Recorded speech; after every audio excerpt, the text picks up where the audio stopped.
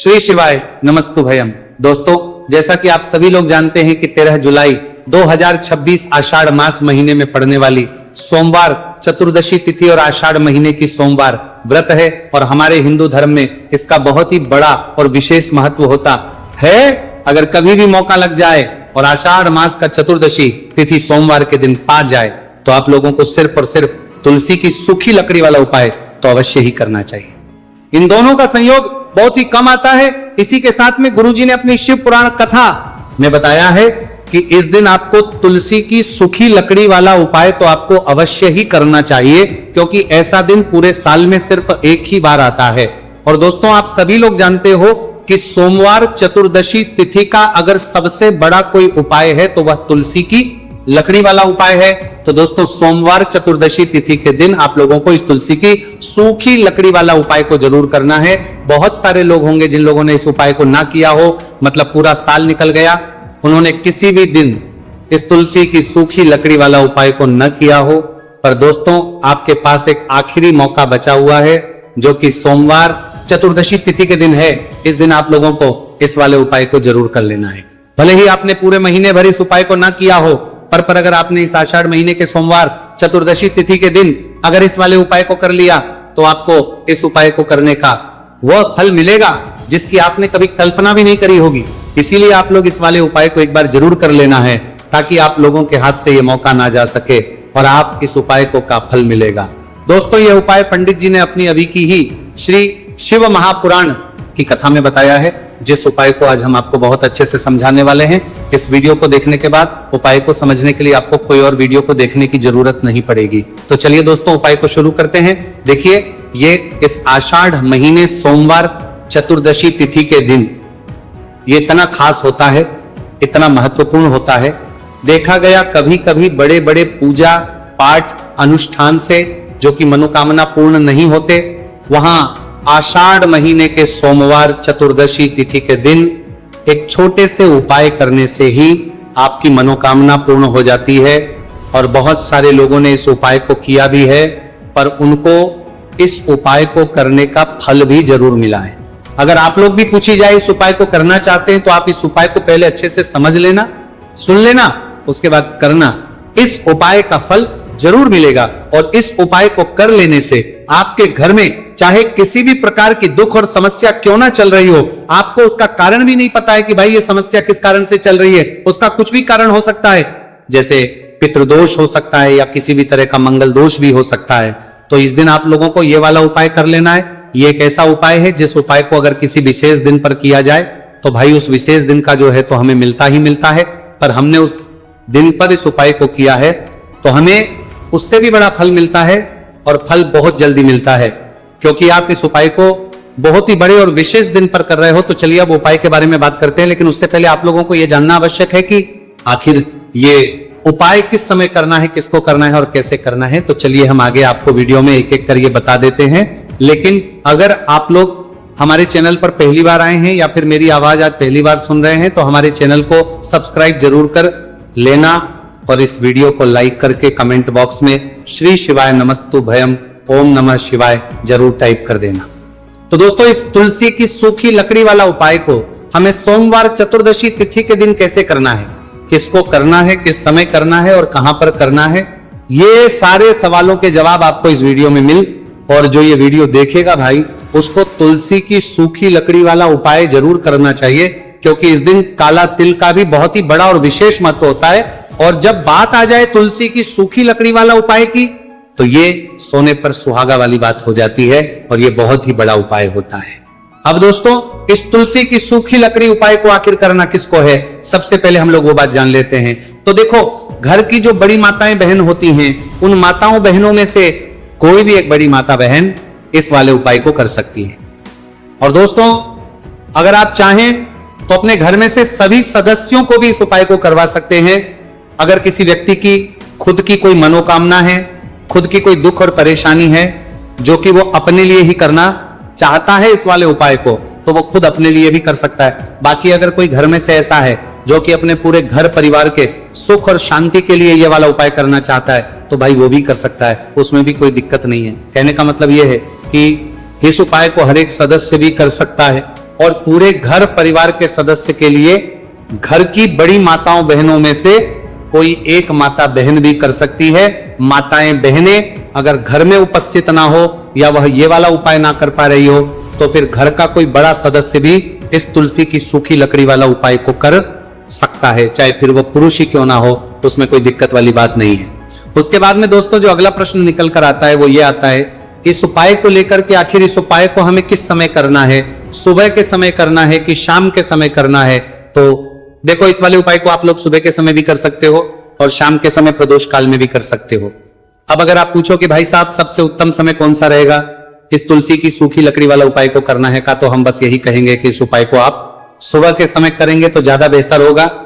बाकी अगर प्रदोष काल शाम के समय भी करेंगे तो भी अच्छा होगा, उसमें कोई भी दिक्कत वाली बात नहीं है। तो अब दोस्तों जो अगली सबसे बड़ी और महत्वपूर्ण बात आती है वो ये आती है कि सुबह अगर हम उपाय को करेंगे तो हमें कितने बजे से लेकर कितने बजे तक के बीच में करना है, और शाम के समय प्रदोष काल में करेंगे तो हमें कितने बजे से लेकर कितने बजे के बीच में करना है तो देखो सुबह जितनी जल्दी हो सके आप उपाय को करने की कोशिश करना। बाकी अगर किसी कारणवश लेट भी हो जाओ, थोड़ी देर भी हो जाए तो 10 या 11 बजे तक भी आप उपाय कर लेना, पर 12 बजे से ज्यादा देरी ना हो, ठीक है, इस बात का ध्यान रखना। उसके बाद में दोस्तों अगर शाम के समय प्रदोष काल की बात करें, प्रदोष काल का जो समय है होता है वो शाम के 6 बजे से शुरू हो जाता है। मतलब शाम 6 से लेकर 7 के बीच का जो समय होता है यह समय प्रदोष काल का समय होता है। तो आप इस उपाय को 7 या 8 बजे के बीच में भी कर सकते हो। मतलब शाम के 6 बजे से रात 8 बजे के बीच में आप कभी भी इस वाले उपाय को कर सकते हो, उसमें कोई भी दिक्कत वाली बात नहीं है। देखिए यदि हम किसी भी प्रकार के उपाय को निश्चित दिन और निश्चित तिथि पर करते हैं तो इसका हमें बहुत अधिक लाभ मिलता है और इन उपायों को करने के बाद हमारे जीवन में बहुत अधिक परिवर्तन है। साथ ही साथ ये जो उपाय आपके जीवन की सारी परेशानियों को और सारी बाधाओं को दूर करने वाले हैं। देखिए दोस्तों आज के इस पूरे ही वीडियो में हम आपको 3 चमत्कारिक उपाय बताने वाले हैं और ये तीनों ही उपाय बहुत ही खास और बहुत ही ज्यादा विशेष होने वाले हैं। तो चलिए दोस्तों जाने वाले हैं, लेते हैं गुरुजी द्वारा बताए गए सबसे पहले उपाय के बारे में। आषाढ़ माह धन प्राप्ति उपाय, तुलसी की सूखी लकड़ी घर में रख देना, बहुत जल्दी करोड़पति बनोगे, पैसा पत्थर से बंदोरपति बनोगे, बरसेगा, राधे दधे। दोस्तों आपको किसी भी दिन तुलसी की सूखी लकड़ी का उपाय घर पर करना है और ऐसा समझ लीजिए कि तुलसी की सूखी लकड़ी का यह उपाय आपको बहुत जल्दी करोड़पति बनाएगा, क्योंकि जो मेरी का महीना है यह श्री हरि विष्णु को सबसे प्रिय महीना है। तो देखिए स्कंद पुराण में आता है कि भगवान विष्णु को सबसे प्रिय अगर कोई महीना है तो वह आषाढ़ का ही महीना है, और आषाढ़ के महीने में तुलसी के उपाय रातों रात आपके भाग्य को चमकाते हैं। ऐसे में आज की वीडियो में हम आपको तुलसी के ऐसे उपाय बताने जा रहे हैं जो रातों रात आपका भाग्य चमकाएंगे और बहुत जल्दी आपको महाधनी बनाएंगे। तो देखिए श्री हरि विष्णु प्रसन्न होते हैं जब भी आप माँ तुलसी से जुड़ा हुआ कोई भी उपाय करते हैं। माँ लक्ष्मी प्रसन्न होती है जब आप श्री हरि विष्णु को प्रसन्न करते हैं। अब आज की वीडियो में जो उपाय हम आपको जा रहे हैं, इस उपाय को करने से श्री हरि विष्णु तुरंत प्रसन्न होते हैं और सीधे सीधे आप मां लक्ष्मी को प्रसन्न कर लेते हैं। आपके जीवन में आप खुद अपने सौभाग्य को प्रसन्न कर लेते हैं। इसकी तरफ करने के भी आपके जीवन में आप खुद अपने सौभाग्य को प्रसन्न कर लेते हैं, प्राप्त कर लेते हैं इस छोटे से उपाय को करके। तो देखिए सबसे पहले बात कर लेते हैं कि जो मां तुलसी है, इनके बिना श्री हरि विष्णु का पूजन और श्री हरि विष्णु का भोग दोनों ही अधूरे हैं। जब भी हम श्री हरि विष्णु को भोग कराते हैं, उनको भोग लगाते हैं, उसमें हम तुलसी दल जरूर डालते हैं, पत्ता डालेंगे लेकिन तुलसी दल जरूर डालते हैं, क्योंकि बिना तुलसी दल के श्री हरि विष्णु कोई भी भोग स्वीकार नहीं करते हैं। और आषाढ़ के महीने में तुलसी का पूजन करने से व्यक्ति को सौभाग्य की प्राप्ति होती है, उसके घर में कभी निर्धनता नहीं आती है। आप देखिए सबसे पहले तो आपको आषाढ़ के महीने में एक हरा भरा तुलसी का पौधा अपने घर में लगाना चाहिए। अगर पहले से आपके घर में तुलसी का हरा भरा पौधा है तो बहुत उत्तम है, अगर नहीं है तो आषाढ़ के महीने में एक तुलसी जी का पौधा आप जरूर लेकर आए, क्योंकि सबसे श्रेष्ठ महीना है तुलसी के पौधे को अपने घर में लाकर लगाने के लिए। दूसरी चीज की देखिए आषाढ़ के महीने में या उससे पहले आपके घर में तुलसी जी का पौधा सूख गया है, और अगर तुलसी का पौधा आपके घर में सूखा हुआ है तो उससे कौन पाए है जो आप करके रातों रात अपने भाग्य को चमका सकते हैं। तो देखिए अगर आपके घर में तुलसी जी का सूखा हुआ पौधा है इसमें आपको हरे भरे पौधे से उपाय नहीं करना। आपके घर में तुलसी जी का अगर सूखा हुआ पौधा है उसी से आप उपाय करेंगे, इस चीज का ध्यान रखेंगे। तो देखिए, अगर तुलसी जी का पौधा सूख गया है तो आपको क्या करना है, छोटी छोटी टहनियां लेनी है, गिन करके 7 टहनियां, ठीक है ना। कितनी टहनियां लेंगे? 7 टहनियां लेंगे। थोड़ा सा मौली धागा आपको लेना है और 7 तुलसी की सूखी लकड़ी को एक के अपने अंदर एक यानी गट्ठा टाइप का बनाना है और उसको बांध देना है, ठीक है ना। सारी तुलसी की लकड़ियों को इकट्ठा करना है और मौली धागे से बांध देना है। बांध देंगे कलावा लपेटकर। अब आपको क्या करना है, रोली का इस तुलसी की सूखी लकड़ी पर आपको करना है, रोली का तिलक करेंगे। अगर चंदन है तो थोड़ा सा चंदन लगा दीजिए। अब ये तुलसी की जो सूखी लकड़ी है ये आपको थोड़ी देर अपने घर के मंदिर में रखनी है, श्री हरि विष्णु के सामने, और एक देसी घी का दीपक आपको श्री हरि विष्णु के सामने लगाना है। दीपक गोल बाती का लगाएंगे और उसमें 1 चुटकी पिसी हुई हल्दी डाल देंगे, ठीक है ना। श्री हरि विष्णु को हल्दी बहुत प्रिय, दीपक लगा देंगे। थोड़ी देर बाद जो तुलसी की लकड़ियां हैं उनको ऐसे ही रखा रहने देंगे, तिलक कर देंगे। अब थोड़ी देर बाद आपको क्या करना है, तुलसी की वो जो सूखी लकड़ी बांधी थी कलावे से, मौली धागे से, अब आपको उन्हें उठाना है। एक छोटे से लाल कपड़े में आप इसको रख लीजिए, ठीक है ना। लाल कपड़े में रख लीजिए, पीला कपड़ा हो तो पीले कपड़े में रख लीजिए। रखने के बाद आपको क्या करना है, इसकी पोटली टाइप की बना देनी है, धागे से लपेटकर मौली धागे से पोटली बना लीजिए, आराम से बंध जाती है। अब इस पोटली को आपको कहां रखना है, इसे आपको अपने घर के मुख्य द्वार पर टांगना है, ठीक है ना। अंदर की तरफ और बड़ा से मुख्य द्वार पर अंदर की तरफ टांग दीजिए और मां लक्ष्मी का ध्यान करिए, श्री हरि विष्णु का ध्यान करिए, उनसे प्रार्थना करिए कि हे धन की देवी महालक्ष्मी, आप मेरे घर में पधारिए और अपनी कृपा मुझ पर बरसाइए। इस तरह से आपको प्रार्थना करनी है और मंत्र बोलना है, ओम नमो भगवते वासुदेवाय नमः 11 बार ये मंत्र बोलना है। एक दीपक आपको जिस दिन भी उपाय कर रहे हैं अपने घर के मुख्य द्वार पर प्रज्वलित करना है। चौमुखी दीपक, 4 बाती का दीपक लगाएंगे और थोड़ी सी हल्दी उस दीपक में भी डाल देंगे। मुख्य द्वार पर दीपक बाहर की तरफ लगाना है, सीधे हाथ पर, ठीक है ना। ये उपाय आषाढ़ में आप करिए और देखिए कि कैसे आप महाकरोड़पति बनते हैं, कैसे आपके पास पैसा आता है और कैसे आपके पास पैसा रुकता है। तो ये वही उपाय है जो रातों रात आपके भाग्य को चमकाएगा और आपको महाधनी बनाएगा। छोटा सा उपाय आपको महाकरोड़पति बनाएगा। आपके बाद करोड़पति है, बनते बनाया गया है, देगा। अगर सच्ची श्रद्धा से आपने इस उपाय को कर लिया, साथ ही साथ आषाढ़ के महीने में अगर कोई जूते का दान कर देता है, जूते चप्पलों का कोई दान कर दे, माह में तो समझ लीजिए उसे हर वो वस्तु मिलती है जिसकी वो कल्पना करता है, जिसकी वो चाहता है।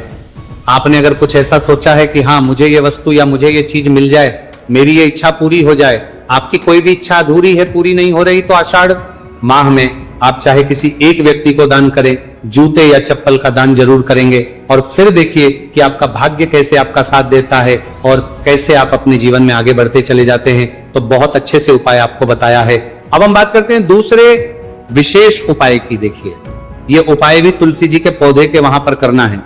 आपके भाग्य का उदय करने के लिए, आपके घर में धन सम परेशानियां हैं, कर्ज की समस्या अगर दिन पर दिन बढ़ती जा रही है, खत्म नहीं हो रही है, बहुत ज्यादा परेशानियां हैं, तो आपको ये उपाय करना चाहिए। देखो करना क्या है, बहुत ध्यान से समझना। आपको मात्र तांबे के पात्र के अंदर जल लेना है, उस जल के अंदर 1 चुटकी आपको हल्दी मिला देनी है, ठीक है, और साथ में लेना है कमल गट्टा। या केवल उपाय आषाढ़ सोमवार चतुर्दशी तिथि के दिन करना है। अगर आपको ऐसा लगता है कि आपके जीवन में अष्टलक्ष्मी का वास नहीं है, भाग्य का साथ आपको नहीं मिल पा रहा है, तो आप ये उपाय शनिवार के दिन कर सकते हैं, सोमवार चतुर्दशी तिथि के दिन भी कर सकते हैं, ठीक है। शनिवार सोमवार दोनों दिन आप ये उपाय कर सकते हैं। देखो करना क्या है, इस जल के पात्र के अंदर हल्दी डाली और 1 कमल गट्टा डाला। अब आपको तुलसी जी के वहां पर जाना है। देखिए, जब आप हल्दी डालोगे जल के पात्र के अंदर, तब आपको ओम नमो भगवते वासुदेवाय का 11 बार जाप करना है, फिर हल्दी डालना है। जब आप कमल गट्टा डालोगे तब आपको ओम श्री नमः या ओम महालक्ष्मी नमः इस मंत्र का जाप करते हुए कमल गट्टा डालना है, 11 बार जाप करना है, ठीक है। कमल गट्टा और हल्दी दोनों होना चाहिए। कमल गट्टा महालक्ष्मी का प्रतीक माना जाता है और हल्दी जो है वो भगवान विष्णु के निमित्त आप हल्दी डालेंगे, ठीक है। इस जल को आपको तुलसी जी की जड़ में अर्पित करना है, अर्पित करना है। ओम नमो भगवते वासुदेवा का जाप करते हुए बस इतना सा उपाय करना, धन संबंधी को कोई भी परेशानियां है वह सब दूर हो, ऐसी आपको प्रार्थना करनी है।